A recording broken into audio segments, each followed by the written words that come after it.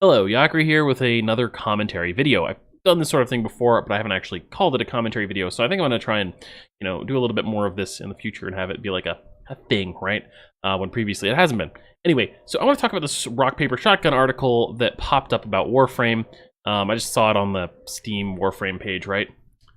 And I just have like a couple small nitpicks with it, but I want to use those as like talking points because they kind of encapsulate some of my issues with games journalism and why I think this is a fairly common thing, right? But I always, if I want to learn more about a game that I'm getting into, I go and I find someone on YouTube or some Reddit resource perhaps compiled by the game community about the game, and those aren't always the perfect sources or the ideal sources, and sometimes it can be hard to find. Like on YouTube, the most popular person isn't always the person who has the best advice or is the most accurate. Certainly found that to be the case in games like Warframe or World of Tanks, for example, another game where I go to YouTube for a lot of my advice on the game to learn more about it and things that I'm not knowledgeable on. So a place I really don't go is to websites like Rock Paper Shotgun, and that's because in the past I used to read their articles a lot, actually, like a long time ago, right when they were getting started, really. And I kind of stopped because I became more knowledgeable in certain games that they wrote articles on, and I'd read their articles and I noticed these errors cropping up. And they weren't always serious errors, but they were mistakes or just opinions that didn't make any sense or were outdated, because there had been patches and the game had changed. And I'm not talking about the article being old. I mean, the article was new and they had old views on the game that would have been true maybe 6 months ago, that kind of thing. And it made me realize, well, if there's all this stuff in a couple of games where I'm really knowledgeable, if I'm noticing all these errors, what about all the errors I'm not seeing in games I'm trying to learn about when I'm getting started? And I've had much better luck with other kinds of resources. So like right at the front of this article, it said like Warframe, how to acquire Warframes and equip mods. And I just clicked into it because I was bored, and one of my videos is uploading right now. I can't really do too much other than read articles online. So I was like, okay, how to acquire Warframes and equip mods. Maybe this will be like a decent little tutorial here. And so right at the beginning, we had a pretty bad start. The 40 plus frames, right? The 40 plus frames in Warframe. 40 plus. Hold on a second here. So here's a list of all the Warframes in Warframe. We've got 1, 2, 3, 4, 5, 6, 7, 8, 9, 10, 11, 12, 13, 14, 15, 16, 17, 18, 19, 20, 21, 22, 23, 24, 25, 26, 27, 28, 29, 30, 31, 32, 33, 34, 35. 35 Warframes. That's a bit less than 40 or more, which is what 40 plus implies. And in fact, if you say 40 plus, that implies that there are between 40 and 50, and you just don't remember off the top of your head where it is in 40, or you just like the even number better. It's 46, but you're like 40 plus. Be cool. So it's 35 Warframes. So they just got that wrong. And here's the thing about that. It's such a small error, but it clearly means that they could not be asked to go to the Warframe wiki and count how many frames are in the game and say there's 35 Warframes in the game currently, with a 36th Warframe on the way, if they really were up to date with the game's knowledge, or like with the news around the game, right? Okay, so it's low effort. It's very low effort. It's such a simple thing to do. It's such an easy stat to get right, is what I'm saying here, right? And so it's small things like that. And sometimes, I don't want to like sift through all the articles written by Dave Irwin here to see if I can find more mistakes and nitpick shit and whatnot. But it just makes me think, like, what else has he just not bothered to look up and just gotten wrong, right? And I have some other issues with this overall. And for one is it says how to acquire Warframes and equip mods. It's listed under guide. So I expected this was going to be like maybe a nifty guide article. We could use more noob-friendly guide articles in Warframe, but it's not that, actually. It talks about it in very general terms, like, you go to assassination bosses and you do an assassinate, right? And bosses drop items, and that's how you get Warframes. It doesn't walk you through the process. It doesn't like actually go step by step. It doesn't talk about like the resources involved in detail. There's not even a picture of a blueprint or anything. It's like I would expect an article on this topic to be like 4 times the length and have way more screenshots. And also, see this shit? This is from before I started playing Warframe, which was before Saren's rework. Jesus, before a long time ago. It was in 2015 or like late 2014 or something, like very shortly after Movement 2.0 came out. This is older than that by a fairly considerable margin. I forget how long ago Warframe had this UI, but it's very old and out of date. And it's like, why is this here? Why couldn't you go in game, assuming you have the game even installed, and take a screenshot like the one up here, which is actually recent, So they do have a recent one, and they just like throw this in here. But it's not like they didn't throw this in here like, oh look, here's an example of what Warframe used to look like.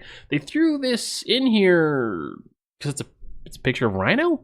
I don't know. It doesn't fit well. It's old as shit.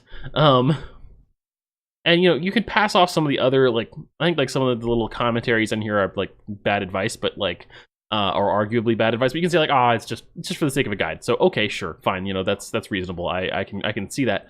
But it just doesn't go into the kind of detail that I would want to see from this. It recommends that you get your builds from Warframe Builder, which I would say is not a very good resource for getting Warframe weapons and builds. It's a great resource for making and sharing builds, but it's not a good resource for finding out how to make something. It's light on explanation. It's not like it's not an area where you can get really advice on how and why something works, and maybe what alternatives you could use that are good for you and stuff like that. I would actually say maybe go to Reddit or do searches on YouTube and see if there's someone who has like a video showcasing them actually like using a build that you could also use and explaining it and stuff. It's way better resource than there are just a lot of better places to go than Warframe Builder, in my opinion. Not that it's a terrible site or anything, other than it does lag a bit, but it's kind of a big deal. So what's my point here is that this is just kind of low effort. It doesn't seem to be researched particularly well. It doesn't have up-to-date information and everything, and yeah, I don't know.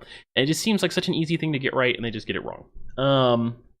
And this is just the kind of thing where like maybe there's like some justification to it. Like all right, I get it. You don't want to spend 1,400 hours on Warframe, which you're going to write a few articles for on this website, and then you're going to go write articles on something else. Nobody's got time for that kind of shit. But it's like, couldn't they get maybe someone who did have that experience already? Maybe they could at least research these topics through the wiki, right? Because it's possible for this article to be far more in-depth and far more detailed and accurate without really requiring much additional knowledge of the game. You could even, reference other articles and tutorials that have been created by community members and created by YouTubers and stuff. And just spending a few hours doing a little bit of research, you could easily create, like a kind of a meta article, an article based on your research about articles about how to do this yourself, like kind of a compilation piece, not from your own experience, that would be much better than this article. And so I guess my whole point here is that it's stuff like this that like knocks down my opinion of games journalism in general, because I almost feel like this would be very justifiable if someone made a YouTube video and like this was the quality of their content. It's like, especially if it's not monetized, if they're like you got a low number of viewers or whatever, or you don't give a shit about that. Fine, it's a hobby, right? That's why I do this for the most part. It's a hobby. I feel like someone who's writing an article for a business website, like the Rock Paper Shotgun does do professional games journalism. I don't know if this is an RPS feature. I'm not sure if this is like means he's not actually associated with them, but they do some fairly professional stuff, and some of it is pretty good quality. I just don't trust it all to be when I don't know about the topic they're talking about anymore. So these guys they're supposed to be professional, and so I expect a higher level of quality than you would see from some hobbyist. And what I'm seeing a lot of the time is that the hobbyist content is higher quality, and I don't know. It does not inspire a great deal of respect and confidence in these organizations. And this isn't, I don't want to just say like I'm pointing fingers just at Rock Paper Shotgun. In fact, if anything, I feel like they're like probably in the upper tiers of quality, and you've got places like IGN. IGN is in the shitter. Like that's a place I have no respect for articles that come out of IGN or Kotaku. They're just so low quality. And I'm not even saying like I disagree. It's not like I disagree with them. It's just the actual the quality of the writing, the knowledge of the people who are writing their articles of the games they're writing about, the ability of the people, making articles on sometimes competitive games to actually play those games themselves. I'm not saying you need to be an expert a pro, right, in some competitive game to write some analysis about it, but it helps if you actually like have the baseline level of competence that just anybody could acquire through practice. And there's been so many fiascos related to this. I'm sure you've heard of some of them before. I don't want to like dig into it too much because I was supposed to cut myself off. Like in my head, I was going to cut myself off in this video a lot sooner than this. But my point is, once again, to sum up, just come on, guys. This is supposed to be a professional website. If this isn't an actual writer for them, they should at least quality control a little better than this. You know, like have a picture have 3 pictures that are up to date instead of 1 picture. I think this looks. I want to say this is a little bit different now, but I think it's up to date. But to have all your pictures up to date, have more screenshots. Actually, if it's going to be a guide, walk people through the process, give detailed information, do your research. Come on, this is just the baseline level I expect. And if there was an article like that and there were like some small discrepancies, sure, I would say like that can fly. But this is like, this article is very light in information. It's short, and it still manages to not be well researched and get a few things wrong. So yeah, that's why I don't really have a lot of respect for games journalism. Which isn't to say that there aren't people in groups that fall into that category. Probably like, I hate to bring this up, but John Bain, Little Biscuit, who recently died.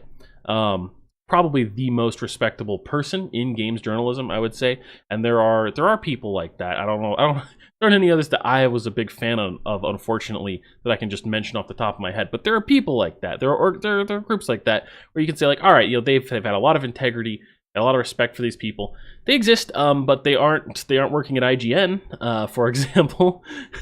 To shit on IGN too much. They aren't working at Kotaku either, and they don't appear to be writing articles for Rock Paper Shotgun. At least not too many of them. So yeah, take that for what you will. Thank you all for watching. If you like this content, you want to see more like it, please be sure to like, comment, and subscribe. That's all for now. Yakri out.